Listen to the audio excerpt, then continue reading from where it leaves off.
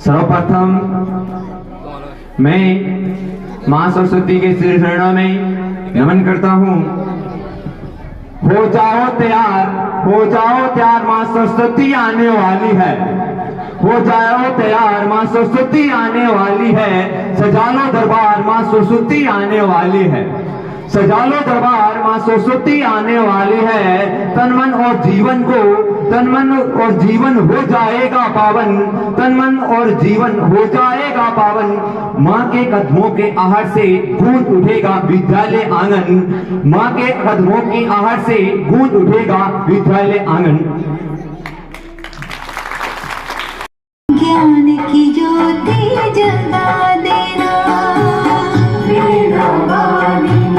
ज्ञान की जलेबी अपनी दया बरसा देना।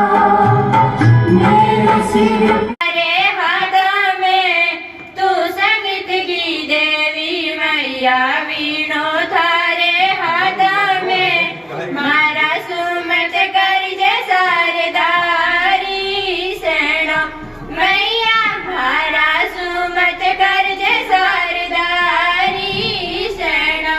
थारे रे देवड़िए मैया जगमग जोता जागे रे। थारे रे देवड़िए मैया जगमग जोता जागे रे। मारा सुमत कर जे सरदारी सेनो मैया, मारा सुमत कर जे सरदारी सेनो। जागी जागी जोत दिवलेरी जो। मैं सुषमा कक्षा 12 की छात्रा आप सभी का हार्दिक स्वागत करते हुए माता पिता की हमारी जिंदगी में क्या महत्व है इसके लिए 2 लाइनें कहना चाहूंगी। हमारी जिंदगी में माता पिता अनमोल उपहार की तरह होते हैं। हमारी जिंदगी में माता पिता अनमोल उपहार की तरह होते हैं जिसकी कोई कीमत नहीं होती। माता पिता के बिना हमारा जीवन जीने का कोई अर्थ नहीं होता। भगवान के बाद वेदों में भगवान के बाद दूसरा स्थान माता पिता को दिया गया है।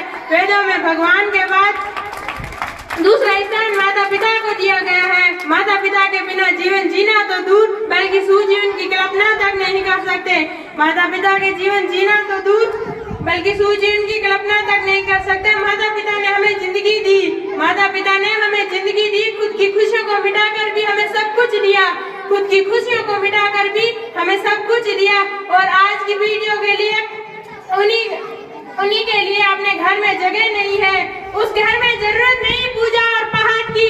उस घर में जरूरत नहीं पूजा और पाठ की जिसने पूजा की अपने माँ और बाप की। जिसने पूजा की अपने माँ और बाप की।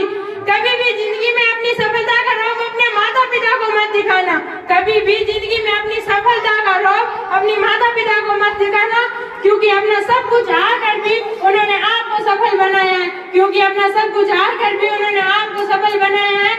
जिन्होंने हमें बोलना सिखाया उन्हें ही आज हम चुप करा देते हैं। जिन्होंने हमें बोलना सिखाया उन्हें ही आज चुप करा देते हैं हम। संसार की सारी संपत्ति लेके भी वजूद नहीं खरीदा जा सकता। संसार की सारी संपत्ति लेके भी वजूद नहीं खरीदा जा सकता। और हमारा वजूद हमारे माता पिता है। एक बात याद रखना मेरी कि वो आखिरी पीढ़ी है जिनके माता पिता को फोन तक नहीं चलाना आता। पर एक बात और याद रखना कि माता पिता भले ही कितने अनपढ़ क्यों ना हो, क्यों जो शिक्षा और संस्कार माता पिता देते हैं वो किसी स्कूल और कॉलेज में नहीं हो सकते। वो किसी स्कूल और कॉलेज में नहीं हो सकते। कुछ लोगों को कहते हुए सुने कि क्या फर्क पड़ता है कि तुमने हमें बड़ा किया। क्या फर्क पड़ता है कि तुमने हमें बड़ा किया। अरे बड़े तो ये पेड़ पौधे भी हो जाते हैं। बड़े तो ये पेड़ पौधे भी हो जाते हैं। मेरे भाई 9 महीने तो दूर तू 9 घंटे भी 5 किलो का पत्थर अपने पेट पर बांध के देख ले। क्या फर्क पड़ता है ये तुम्हें अपने आप पता चल जाएगा। वो कहते हैं ना कि घर में पैर रखते ही हमारा पहला अक्षर होता है कि मेरी माँ कहाँ है। भले ही कोई काम ना हो हमारा पहला अक्षर हमेशा यही होता है। और एक बात, आधुनिक बाजारों में सब कुछ मिल जाता होगा। आधुनिक बाजारों में सब कुछ मिल जाता होगा, लेकिन माँ जैसी जन्नत और बाप जैसा साया कहीं नहीं मिलता। माँ जैसी जन्नत और बाप जैसा साया कहीं नहीं मिलता। जब खुदा ने दुनिया बनाई तो देखा कि मैं हर जगह मौजूद नहीं। किस्मत वालों की कोई तालियां नहीं होती, कौन कहता है बदकिस्मतों वालों की कोई तालियां नहीं होती, सूखे पैरों पर कभी डाली नहीं होती, सूखे पैरों पर कभी डाली नहीं होती। अरे जो झुक जाता है अपने माँ बाप के पैरों में, अरे जो झुक जाता है अपने माँ बाप के पैरों में, उस इंसान की कभी किस्मत खाली नहीं होती, उस इंसान की कभी किस्मत खाली नहीं होती। बहुत बहुत आज हमारे देश की बेटियां हर मुकाम पर सफलता प्राप्त कर रही है, चाहे वह राजनीति हो, खेल हो या अंतरिक्ष ही क्यों न हो। देश की उन्नति और विकास में बेटियां अपना पूर्ण योगदान दे रही है, परंतु आज भी बेटियों को बेटों के समान दर्जा नहीं दिया जाता। इसे एक सामाजिक दोष तथा विकृत परंपरा ही कहा जाएगा कि बेटी और बेटे में भेदभाव किया जाता है। यह अंतर इस हद तक व्याप्त है कि लड़के के जन्म पर खुशियां छा जाती है, जबकि कन्या का जन्म अशुभ, परिवार का बोझ, चिंताजनक तथा दुखमूलक समझा जाने लगा है। पुत्र प्राप्ति की इच्छा ने लोगों की सोच को इस तरह जकड़ा हुआ है कि वे कन्या भ्रूण हत्या से भी नहीं कतराते। धार्मिक विश्वास के अनुसार पुत्र ही वंश चलाता है तथा पिता की मृत्यु के बाद पुत्र ही उत्तराधिकारी कहलाता है। यह मान्यता भी है कि पुत्र प्राप्ति के बिना आत्मा को मोक्ष प्राप्त नहीं होता। यह सब विकृत और रूढ़िवादी सोच है। इस सब के परिणाम हम घटते लिंगानुपात में देख सकते हैं। आज बेटियों के संरक्षण की आवश्यकता पड़ रही है। हम एक लड़की हूँ, घर की लाडली क्यों पराई हो जाती है, घर की लाडली क्यों पराई हो जाती है, धीरे धीरे सबसे छुपा कर क्यों पहन लेती है अकेलेपन की बेड़ियां, अपने सपनों को छोड़ मौन आंखों में बसा लेती है बेटियां। बरसों से खिलखिलाई नहीं, जिम्मेदारी की चादर ओढ़े सुकून की नींद सराहने रखे सारी रात जागती है बेटियां। मायके से भेजे संदूक में किसी कोने में पड़ी रहती है बेफिक्री, अपनी छोटी छोटी चाहते भी पोटली में बंधी रही, इन्हें खोल आजादी से जीने को तरसती है बेटियां। शौक तो बहुत पहले ही जरूरत का चोगा ओढ़ लिया, शौक से बहुत पहले ही जरूरत का चोगा ओढ़ लिया। आवाज की खनक ने भी अब साथ छोड़ दिया, मौसम चाहे जो भी हो बिना करवट बदले ही अपने में खो जाती है बेटियां। एक उम्र गुजर रही तसल्ली से, सुस्ताए बिना जाने कब से बेजान सी हथेली को किसी ने थामा नहीं, तन्हाई इसमें आंसू बहाकर चुप हो जाती है बेटियां।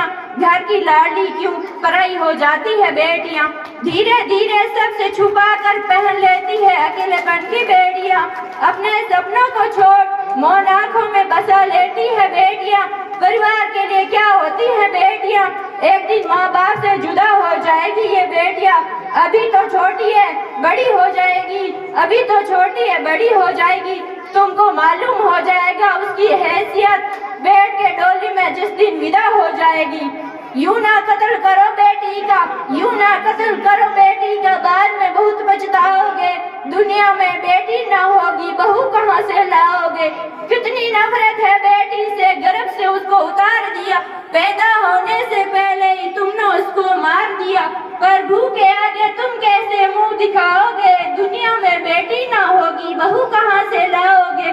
जिनकी कोई औलाद नहीं है, जिनकी कोई औलाद नहीं है, वो कितना गम सहते हैं, कम से कम बेटी ही होती रो रो कर ये कहते हैं।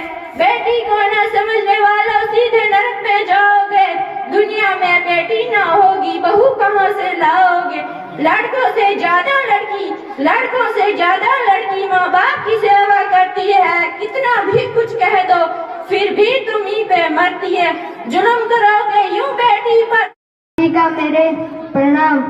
मैं कृष्ण कक्षा 6 का छात्र नैने हाथों से प्रणाम करता हूँ। मेरा शिष्य है कक्षा का अनुशासन।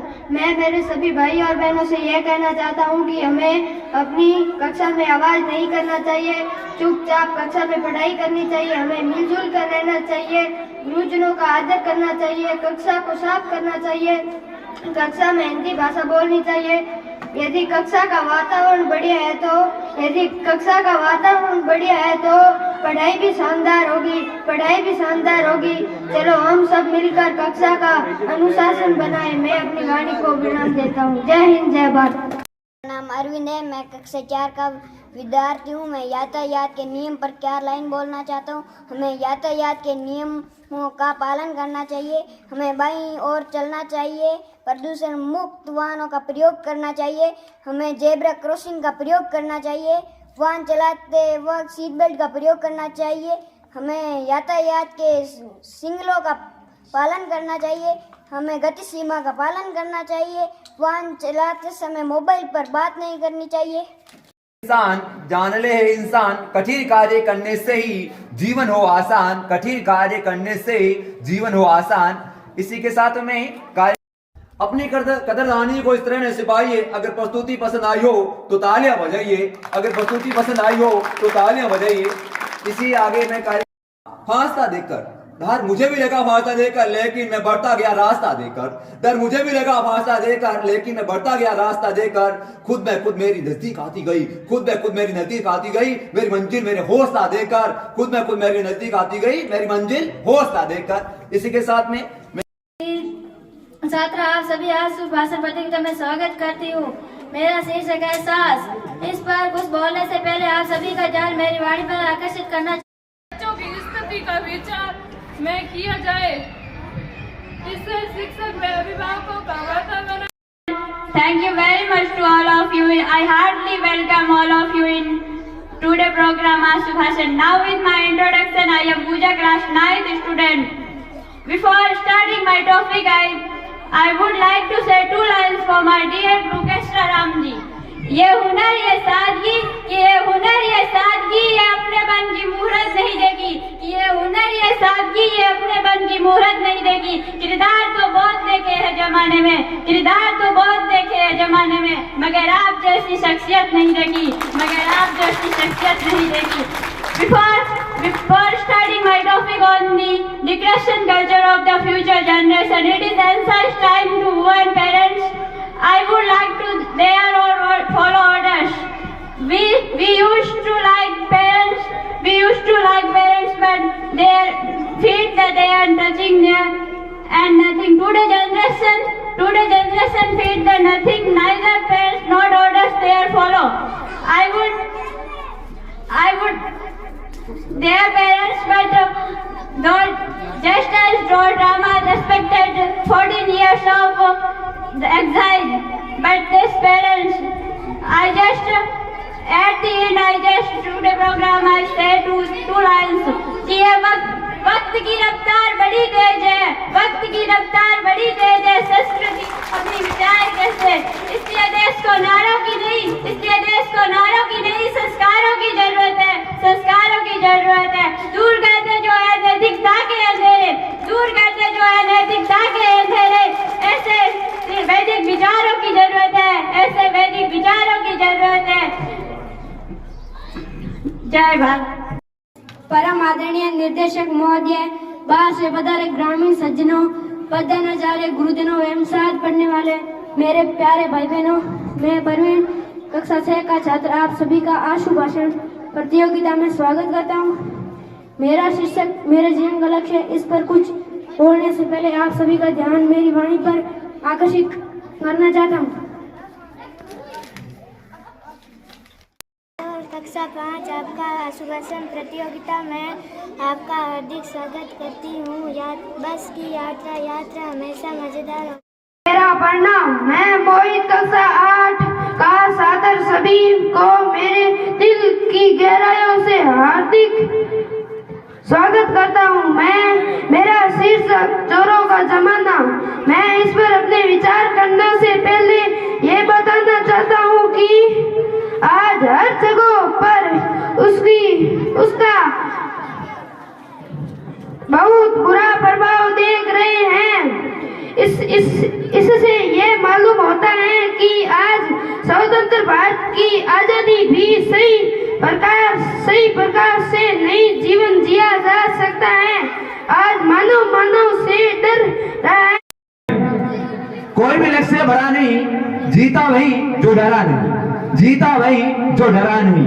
मतलब यूं कहें कि जो डर जाता है वो कभी नहीं जीता। इसीलिए हर समय सतर्क रहना चाहिए, चाहे चोर हो चाहे कोई भी हो। यदि चोर भी है वो भी मानव है, हम भी मानव है। यदि अपने में साहस है तो चोर क्या कर सकता है। इसीलिए हमेशा अपने दिल में साहस बनाए रखिए, हिम्मत बनाए रखिए। तो आगे में सिखाती है, शाम सूरज को ढलना सिखाती है, समा पर आने को चलना सिखाती हैं। गिरने वालों को होती है तकलीफ, गिरने वालों को होती है तकलीफ, पर ठोकर ही इंसान को चलना सिखाती है, पर ठोकर ही इंसान चलना सिखाती है। माता की, भारत माता की। लक्ष्य पूरा उसी का होता है जो रखता है मर मिटने का जुनून, जो रखता है मर मिटने का जुनून। आज कर लो मेहनत जी भर के, आज कर लो मेहनत जी भर के, भविष्य मिलेगा तुम्हें सुकून, भविष्य मिलेगा तुम्हें सुकून। चाहते हैं जो मंजिल को पाना चाहते हैं वो सहज सी हिम्मत रखते हैं, जो मंजिल को पाना चाहते हैं वो सहज सी हिम्मत रखते हैं। समुद्र में तैरते ही नहीं, समुद्र में तैरते ही नहीं, पत्थर के पुल भी बना देते हैं। सर्वप्रथम मां शारदे के चरणों में कोटि कोटि नमन। मैं कक्षा 7 का विद्यार्थी मनीष आंसू भाषण प्रतियोगिता में बाहर से आए हुए मेहमानों का हार्दिक स्वागत करता हूं। अपने आदरणीय गुरुजनों के चरण स्पर्श करता हूं तथा सभी मेरे साथियों का स्नेह भरा प्रेम। मेरा आज का शीर्षक स्वच्छ भारत अभियान भारत सरकार द्वारा चलाई गई एक स्वच्छ मिशन है। ये अभियान 2 अक्टूबर 2014 को महात्मा गांधी के 145वें जन्मदिन के अवसर पर भारत सरकार। आदरणीय निवेदन निर्देशक महोदय, बाहर से पधारे ग्रामीण सज्जनों, प्रधानाचार्य, गुरुजनों एवं प्यारे भाई और बहनों, मैं देवीलाल कक्षा 8 का छात्र आंसू भाषण के विशाल कार्यक्रम में स्वागत करता हूं। मुझे शीर्षक मिला है शराब की आदत। आज शराब के कहर के बारे में तो आप सब जानते ही हैं। शराब एक मानव का दुश्मन है जिसने कई मानवों की जान ली है, कई लोगों का तो इतिहास को समाप्त कर दिया है। आज के युग का यह सबसे बड़ा यह अभिशाप है जिसने लोग अपने जीवन को बर्बाद कर देते हैं। जिस विद्यार्थियों के परिजन शराब का सेवन करते हैं उन परिजनों से मैं कहना चाहूंगा कि जो अपने बच्चों के भविष्य का नाश कर रहे हैं उनके दुख। लक्ष्य पूरा उसी का होता है जो रखता है मर मिटने का जुनून, जो रखता है मर मिटने का जुनून। आज कर लो मेहनत जी भर के, आज कर लो मेहनत जी भर के, भविष्य मिलेगा तुम्हें सुकून, भविष्य मिलेगा तुम्हें सुकून। सभी को मेरा प्रणाम। मैं पूजा कक्षा 7 की छात्रा आप सभी का दिल की गहराई से स्वागत करती हूँ। मेरा शीर्षक लड़का और लड़की एक समान। मनुष्य एक सामाजिक प्राणी है जो कि समाज में रहता है। इसकी 2 जातियाँ पाई जाती हैं, लड़का और लड़की। समाज को सुचारू रूप से चलाने के लिए 2 वाहन चाहिए, समान रूप से आवश्यकता है। लड़का और लड़की एक वाहन के 2 पहिए हैं, दो साथ मिलकर जीवन रूपी वाहन को चलाते हैं। दोनों ही एक समान, दोनों की अपनी अपनी अहमियत है। इसके लिए सबसे ज्यादा जरूरी है लोगों की सोच जो उन्हें समानता का दर्जा दे सकती है। इतिहास गवाह है कि प्राचीन काल से ही लड़कियां अपनी सूझबूझ और शक्ति का परिचय देती आई हैं। वह किसी भी तरह लड़कों से कम नहीं है, वह किसी भी तरह लड़कों से कम नहीं है। लोगों की संकुचित सोच ने लड़कियों को लड़कों से कम समझा हुआ है। जहाँ लड़कियों को देवी के रूप में पूजा जाता है, वहीं घर और समाज में उस शारीरिक एवं मानसिक रूप से गंभीर कलाकार ने खींच दी रेखा एक गंभीर। सस का करके सामना नैनन आया नीर, सस का करके सामना नैनन आया नीर। जोरदार हो तालियां, जोरदार हो तालियां, गांव भले हिल जाए, जोरदार हो तालियां, गांव भले हिल जाए। इस प्रस्तुति से आज बदल गई तस्वीर, इस प्रस्तुति से आज बदल गई तस्वीर। शारदे के चरणों में नमन करता हूँ। मैं राहुल कक्षा 7 का छात्र आप सभी का आंसू भाषण प्रतियोगिता में स्वागत करता हूँ। मेरा आज का शीर्षक है आदर्श विद्यार्थी। विद्यार्थी शब्द विद्या धन अर्थी शब्दों के योग बना है जिस अर्थ है विद्या प्राप्त करने का उत्सुक व्यक्ति। आदर्श विद्यार्थी। मैं वापस यहाँ पर गति देना चाहूंगा कार्यक्रम को। आदर्श विद्यार्थी राहुल कक्षा 7 आए और आदर्श विद्यार्थी के बारे में बताएं। शारदे के चरणों में नमन करती हूँ। परम आदरणीय मुख्य अतिथि प्रधानाचार्य निर्देशक महोदय, प्रिय गुरुजनों एवं मेरे साथ पढ़ने वाले भाई और बहनों, मैं पूज्य कक्षा 11वीं की छात्रा आप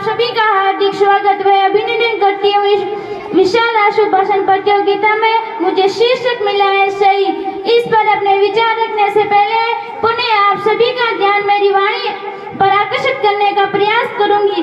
मैं जला हुआ राख नहीं अमरदीप हूँ, मैं जला हुआ राख नहीं अमरदीप हूँ। जो मिट गया वतन पर मैं वो शहीद हूँ, जो मिट गया वतन पर मैं वो शहीद हूँ। जो दूर चमकता सितारा था, जो दूर चमकता सितारा था, आजादी का लगता नारा था, आजादी का लगता नारा था। जिसने जुमा फता फांसी का, जिसने जुमा फता फांसी का, वो भगत सिंह भी हमारा था, वो भगत सिंह भी हमारा था।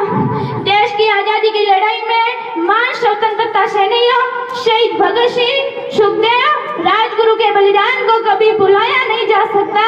23 मार्च के दिन जब ये तीनों महान देशभक्त अपने मुल्क के लिए हंसते हंसते फांसी के फंदे पर झूल गए। 23 मार्च 1931 की रात भगत सिंह, राजगुरु, सुखदेव को ब्रिटिश हुकूमत ने फांसी पर लटका दिया। भगत सिंह और उनके साथी राजगुरु, सुखदेव को फांसी दिया जाना भारत के लिए एक दर्द सबसे बड़ी महत्वपूर्ण घटनाओं में से एक है। यहाँ अंग्रेजों ने अपने कानूनों को तोड़ा, 24 मार्च फांसी से लटका दिया। आज भी हमारे देश में सैकड़ों भगत सिंह जो सीमा पर दुश्मनों से हमारी रक्षा कर रहे हैं, कैसे भूल जाए उनके बलिदान को। किस्मत वालों की कोई तालियां नहीं होती। कौन कहता है बदकिस्मतों वालों की कोई तालियां नहीं होती। सूखे पेड़ों पर कभी डाली नहीं होती, सूखे पेड़ों पर कभी डाली नहीं होती। अरे जो झुक जाता है अपने माँ बाप के पैरों में, अरे जो झुक जाता है अपने माँ बाप के पैरों में, उस इंसान की कभी किस्मत खाली नहीं होती, उस इंसान की कभी किस्मत खाली नहीं होती। बहुत सोचना ने अपने माँ के बारे में कुछ कहना चाहता हूँ। मेरे पड़ोस में एक सज्जन का देहांत हो गया था। वहाँ सामाजिक करने वाले हम लोग भी पहुँच गए थे। वहाँ सब लोग उनके परिवार को सांत्वना दे रहे थे। फिर कुछ दिन बाद उनके 12वीं 13वीं के भोज का बजट बनने लगा। समाज के मुख्य तथा कभी बड़े लोगों के बीच मीटिंग होने लगी। किसी ने पूरे गांव को खिलाने की बात की, तो किसी ने आसपास के 4-5 गांव की, कोई पूरी सब्जी और मिठाई की बात कर रहा था, तो कोई दही पूरी की सलाह दे रहा था। खैर सबके विचार से भोज का बजट फाइनल हुआ।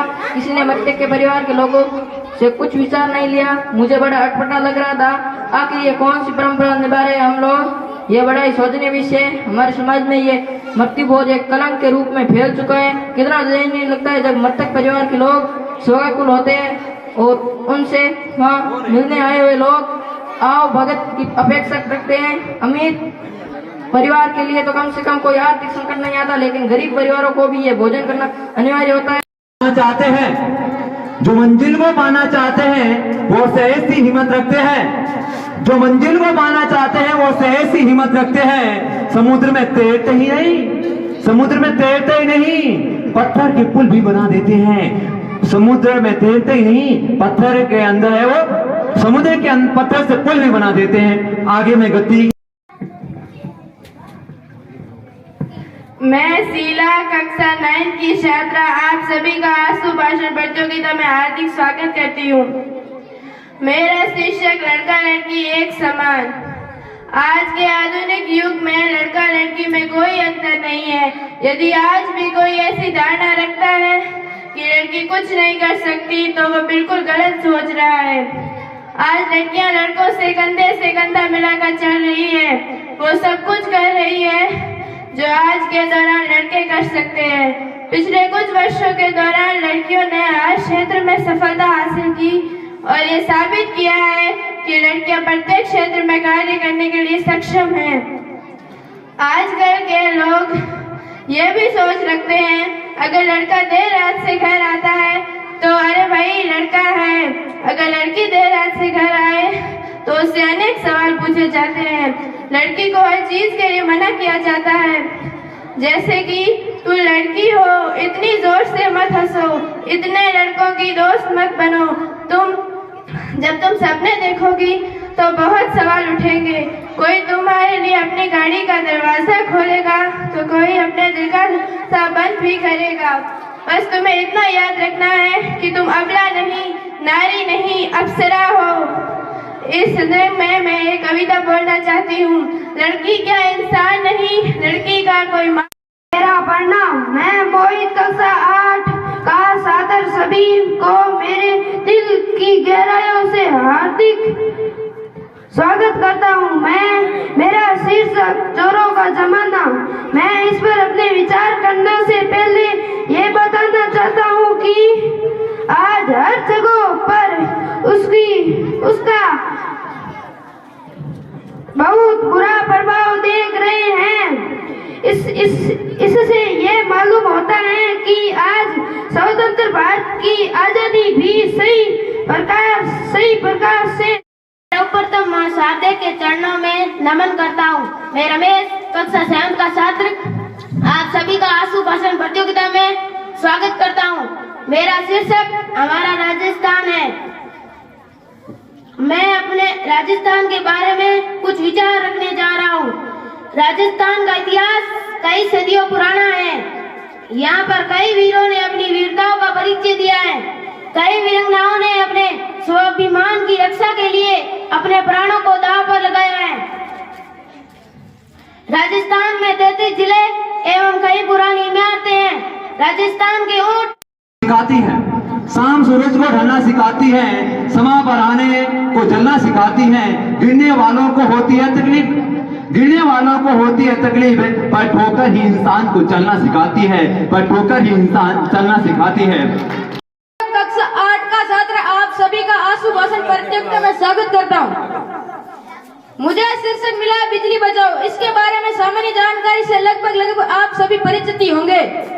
कुछ विचार मैं अपने भी रखता हूँ। आज बिजली मानव का अभियान बन गया है। आज मानव का इसके बिना जीवन अधूरा है। इसलिए आपका भी तो फर्ज बनता है कि बिजली का उपयोग सही जगह पर करें। बिजली बनाने में काफी परिश्रम की आवश्यकता होती है, इसलिए इसके उपयोग के बारे में विचार जरूर करें। मैं अपनी बोली को मेरा प्यारा सा प्रणाम। मैं उर्मिला कक्षा 7 की छात्रा आप सभी को आंसू भाषण प्रतियोगिता में स्वागत करती हूँ। मुझे मेरा अपना शीर्षक मिला है शिक्षा से वंचित छात्रा। आज के युग में गरीबी व अज्ञानता की वजह से छात्र शिक्षा को ग्रहण कर नहीं पा रहे हैं तथा वो किसी अन्य कामों में व्यस्त है और अपनी जीवन लीला को समाप्त कर देते हैं। इसीलिए मैं सभी लोगों को कहना चाहती हूँ कि आप सभी बच्चों को विद्यालय भेजें तथा वो बच्चे विद्यालय नहीं आ पा रहे हैं उसको जागृत कीजिए। आपका सहयोगी किसी भविष्य देश है। मैं भी एक गांव में रहता हूँ। मेरे गांव में अनेक मेले लगते हैं। इन मेलों में से मुझे दशहरा मेला अच्छा लगता है।